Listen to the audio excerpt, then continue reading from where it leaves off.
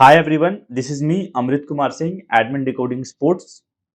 तो आप लोगों के मन में काफी कॉमन डाउट्स आ रही हैं जो केवीएस एनवीएस की वैकेंसी आई हुई है 2025 में टीजीटी पीजीटी पोस्ट के लिए। इसकी एलिजिबिलिटी क्राइटेरिया क्या है और क्या जो अपियरिंग स्टूडेंट्स है फाइनल ईयर में वो इसके लिए एलिजिबल है कि नहीं है। बेसिकली डाउट्स कैसे आ रहे थे सर, मैं बीपीएस कंप्लीट है, मैंने बीपीएड फाइनल ईयर में हूँ, क्या मैं भर सकता हूँ कि नहीं भर सकता, बीएससी कर रहा हूँ। तो ये सारे डाउट्स आ रहे हैं ना, मैं 5 मिनट में सॉल्व कर दूंगा फटाफट। तो चलिए चलते हैं एलिजिबिलिटी की तरफ। और इससे पहले मैंने काफ़ी डिटेल में वीडियो बनाया हुआ है जिसमें सारी चीज़ों के बारे में मैंने ऑलरेडी कवर किया हुआ था। तो अगर आपने उसको नहीं देखा है तो उस वीडियो को भी देख लीजिएगा। सारे पूरे वैकेंसी के बारे में आपको कंप्लीट इन्फॉर्मेशन मिल जाएगी। उसकी लिंक आपको इसी वीडियो के डिस्क्रिप्शन बॉक्स में मिल जाएगी। तो फटाफट बात करते हैं एलिजिबिलिटी के बारे में। तो चलिए देखते हैं क्या दिया गया है, क्या एलिजिबिलिटी है हमारा केवीएस का, एनवीएस का, अलग-अलग से देखते हैं। सबसे पहले उससे पहले हम बात कर लेते हैं अपीयरिंग स्टूडेंट्स के बारे में, क्या वो एलिजिबल हैं या नहीं है। देखिए, अपीयरिंग स्टूडेंट्स एलिजिबल नहीं हैं। आपका डिग्री कंप्लीट होना चाहिए जब आप फॉर्म का लास्ट डेट है जो फिल करने का। एलिजिबिलिटी पे अब आते हैं। एलिजिबिलिटी पे पहले बात करते हैं हम किसके बारे में, पहले बात करते हैं हम आपका पीजीटी पोस्ट के बारे में, एनवीएस का। तो पता होगा आपको पीजीटी का पोस्ट भी आया है, इसका एलिजिबिलिटी क्या है आपका, एमपीएड कंप्लीट होना चाहिए, उसमें 50% या उससे अधिक मार्क्स होने चाहिए। बाकी सब डिजायरेबल क्वालिफिकेशन चाहिए, मतलब है तो अच्छी बात है, नहीं है तो भी कोई बात नहीं है। तो ये मैं पीजीटी के बारे में था, इसमें तो किसी को डाउट नहीं था मेरे हिसाब से। बेसिकली जो डाउट आ रहा है एनबीएस टीजीटी और केवीएस टीजीटी में आ रहा है। तो पहले हम बात करते हैं एनवीएस टीजीटी का एलिजिबिलिटी क्या है। तो देखिए, इसमें क्लियरली लिखा गया है अलग अलग क्राइटेरिया, जैसा ये हमारे इसमें था ना, सेम एज इट इज इसमें भी दिया गया है। तो पहला क्राइटेरिया क्या है, 4 year integrated BPEd course from NCT recognised institution. तो यानी कि आपने 4 साल का बीपीएड किया हो 12वीं के बाद, जो होता है डायरेक्टली, जो भी एनसीटी रिकॉग्नाइज्ड इंस्टीट्यूशन हैं वो अगर करवा रही हैं, उसमें आपका 50% या उससे अधिक होना चाहिए। दूसरा क्राइटेरिया बात करते हैं, दूसरा एलिजिबिलिटी है या फिर और में, bachelor degree in physical science, physical education, physical education and sports यानी कि बीपीएस वगैरह, offered by NCT recognised institution और यूनिवर्सिटी, यानी कि बैचलर डिग्री फिजिकल एजुकेशन का, with at least 50% marks provided that physical education is studied in all the years of graduation। तो आपने अगर ग्रेजुएशन दूसरे फील्ड में भी करी है, कोई दूसरे सब्जेक्ट से, तो उसमें भी आपका तीनों साल में क्या रहना चाहिए, physical education as an elective subject रहना चाहिए आपका, एक ऑप्शनल मान लीजिए।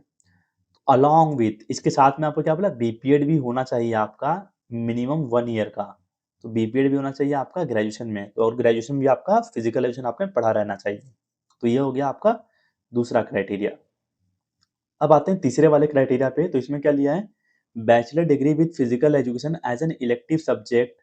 मतलब आपने ऑप्शनल, जैसे मैंने बताया, जैसे मान लीजिए किसी ने किया बीए इन पॉलिटिकल साइंस, उसमें एक ऑप्शनल आपका फिजिकल एजुकेशन अगर है पूरे साल में ग्रेजुएशन में, तब आप इसके लिए अप्लाई कर सकते हैं। कैसे बोला है, bachelor degree in physical education as an elective subject with 50% marks and participation in national और स्टेट और inter university competition in sports and games recognised by association of Indian universities along with. अब यहाँ पे along with के साथ कहानी game यहाँ पे करता है आपका।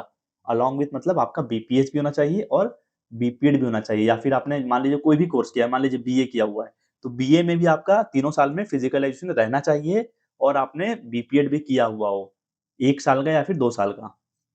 तो एनवीएस टीजीटी में बहुत ही सारे बच्चे एलिजिबल नहीं रहेंगे, पर वहीं पे केवीएस में रहेंगे। अभी मैं बताऊंगा उसका एलिजिबिलिटी क्या है। तो एनवीएस टीजीटी में आपको क्लियर हो गया होगा, एक तो 4 साल वाले बीपीएड वाले एलिजिबल हैं, या तो आपने पूरे ग्रेजुएशन में अपना क्या पढ़ा हो, फिजिकल एजुकेशन पढ़ा हो, भले बीपीएस करिए बीएससी करिए, और आपने बीपीएड कंप्लीट होना चाहिए आपका।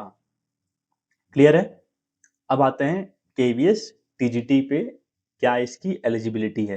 तो पहला तो एलिजिबिलिटी हो गया आपका 4 ईयर इंटीग्रेटेड कोर्स, 4 साल का, 12वीं के बाद वाला बीपीएड। फिर क्या बोला है स्लैश में, bachelor degree in physical education, मतलब फिजिकल एजुकेशन में कोई भी bachelor degree, and bachelor of physical education sports BPS offered by NCT recognised institutions with at least 50% marks. अब यहाँ पे और दे दिया, यानी कि BSc in physical education, BPS in physical education, BPEd direct आपका 12th वाला, सारे एलिजिबल हैं जिनके 50% या उससे अधिक मार्क्स हैं।